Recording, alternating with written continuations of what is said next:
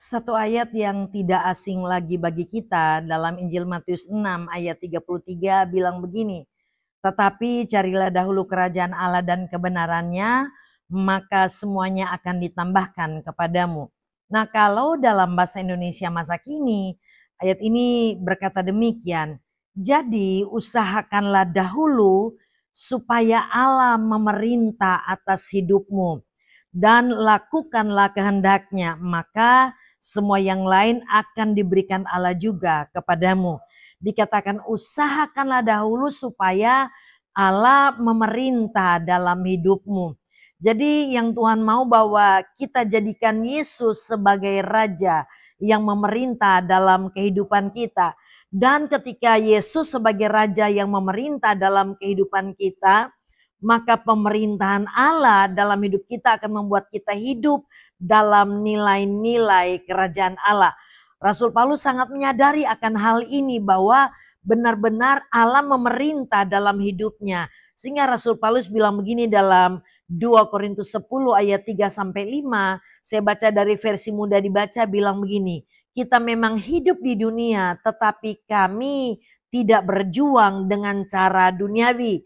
Kami berperang dengan senjata-senjata yang berbeda dengan senjata dunia. Kami mempunyai kekuatan senjata dari Allah yang dapat membinasakan tempat-tempat musuh yang kuat.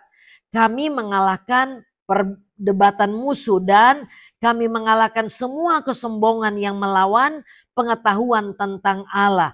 Kami menawan setiap pikiran dan membuatnya menyerah dan taat kepada pikiran Kristus.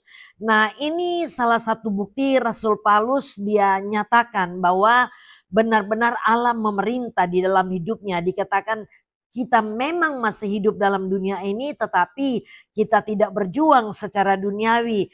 Karena dia katakan di ayat terakhir tadi dia katakan bahwa kami menawan setiap pikiran dan menyerah dan taat kepada pikiran Kristus ya. Dikatakan kami mempunyai kekuatan atau senjata yang dari Allah. Biar hari-hari ini kita juga seperti Rasul Paulus kita menyadari bahwa Allah memerintah dalam kehidupan kita sehingga kita hidup dalam nilai-nilai kerajaan yang tentunya sangat berbeda dengan nilai-nilai dunia ini. Kalau nilai dunia mengatakan orang benci kita, sangat wajar untuk kita juga balas dengan kebencian. Tetapi nilai kerajaan, bahkan Alkitab katakan kita mengasihi sampai kepada musuh kita. Ya, musuh kita ya artinya orang-orang yang mungkin tidak berbuat baik kepada kita. Alkitab bilang kita juga harus mengasihi dan berdoa bagi mereka. Itu hukum kerajaan atau nilai kerajaan Allah dan nilai dunia ini sangat jauh berbeda. Nilai dunia ini kejahatan dibalas dengan kejahatan, tetapi nilai kerajaan selalu berbicara tentang kasih.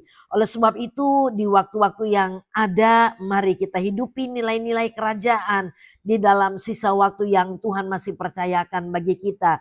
Supaya orang akan lihat bahwa sesungguhnya dalam kehidupan kita benar-benar Allah yang memerintah.